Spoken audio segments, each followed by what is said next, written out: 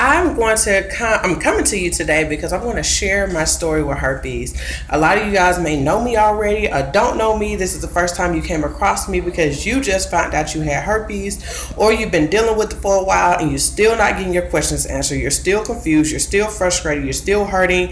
You feel like you're alone. You're feeling nasty. You just feel like your life is over. So I hope this helps you a lot and give you some hope. I'm Belize Samuels. I contracted herpes 8 years ago. I was in college when I contracted it. I had just transferred to a new school. I was like, are you freaking kidding me? At that given time, I didn't really know anybody at the time, but I started getting out, getting involved in different organizations, things like this, and I met this guy. He was so fine, y'all. But I met this guy, and we just hanging out and things like that, getting to know each other. And then one night he invited me over with some friends and things like that. Didn't do anything right away. And then the next time I spent some time with them, we end up having sex, okay? So the morning after, I just felt some itching, irritation feeling, but I didn't think anything of it, Sometimes that just happens, so I wasn't thinking anything of it. So he was trying to do something again, and I was like, no, I feel a little funny. He kind of caught an attitude, but I was like, whatever. And I'm happy I said whatever, because I ended up putting my clothes on, leaving, telling him how I talked to him later. We were in school, so we had to go to school. And I went home getting ready to take a shower, and I was like, I am in so much pain.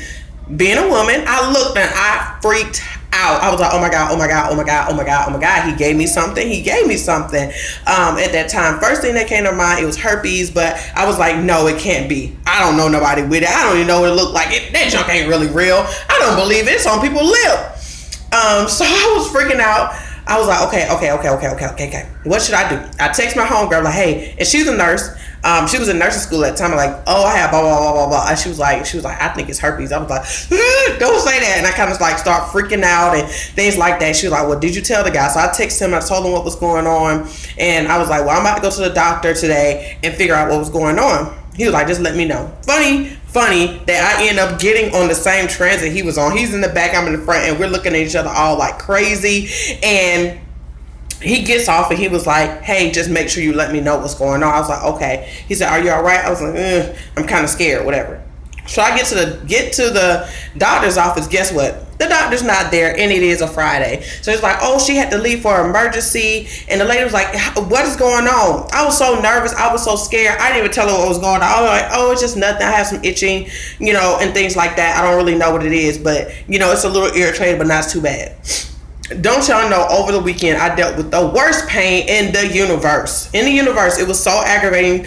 I cried and all this other stuff. Come Monday, I told my homegirl, I called her, okay, I gotta go back to the doctor. She kept me calm, but I was in a bubble all weekend because I just knew it was that, but I just didn't want to accept it. Come Monday, I get tested. My nurse treated me like crap. She was like, ew, oh yeah, it's herpes right away. And I got on the phone with my friend and I just started boo-hoo crying and things like that. And my friend was like, B, it's okay, relax.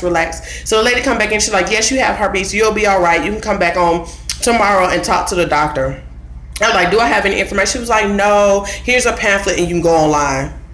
I'm sure you received that same bull crap, and I think it was not cool that she didn't give me no comfort. She looked at me like I was nasty, it was my fault, and all these things like that. And guys, I want to tell you this: you catching herpes is not completely your fault, because number one, you had sex. Okay, I had sex with somebody I like, just like you had sex with somebody you like or love or whatever in a relationship with. So is it wrong that you had sex? No. The only thing that is crazy, and we have to understand, is that sex has risk. And I think that's something we forget, is that the fact that sex has risk, the risk is getting an STD or getting pregnant. That is the two risks that you have. And sometimes we completely forget about that when we get into having sex with people. So my whole thing is, don't completely blame yourself. Don't completely blame the other person, because number one, people don't know buku crap about herpes, okay? They only hear the stuff they hear on TV, and honestly, that stuff is so not true, because most people believe cold sores and fever blisters are not herpes, which is not true. That's type 1,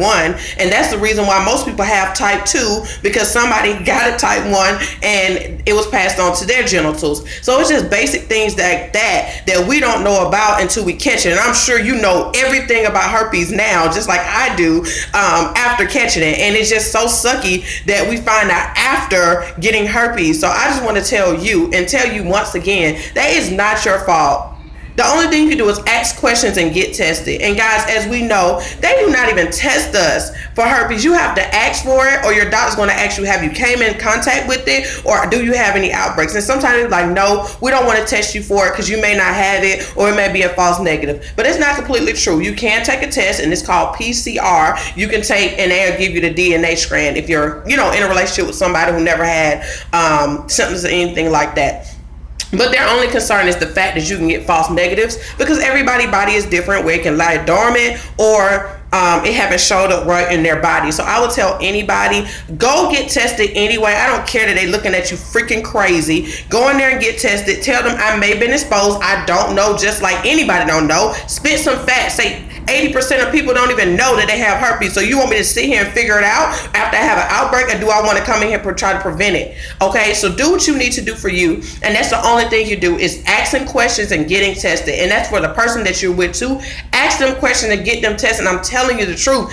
Herpes is not included in that STD testing. Babies, ladies, I'm going to tell you, when you get that pap smear, they are not testing you for herpes. When you go get that regular testing, you say everything, that does not include herpes. You have to come out and request it. Okay, come out and request those things. I did not know until after I contracted the herpes, and I don't want you to find out late. You may be too late. But if you just coming across this video and you didn't know anything about herpes, I want to tell you that is the information you need to know. Okay, so I absolutely love y'all. This is not going to be the last time, but that is just my basic story of how I got it and what I have learned after getting herpes. I hope y'all have an amazing day. Know that you're not alone and that I'm here to support you all the way. Talk to you soon. Bye-bye.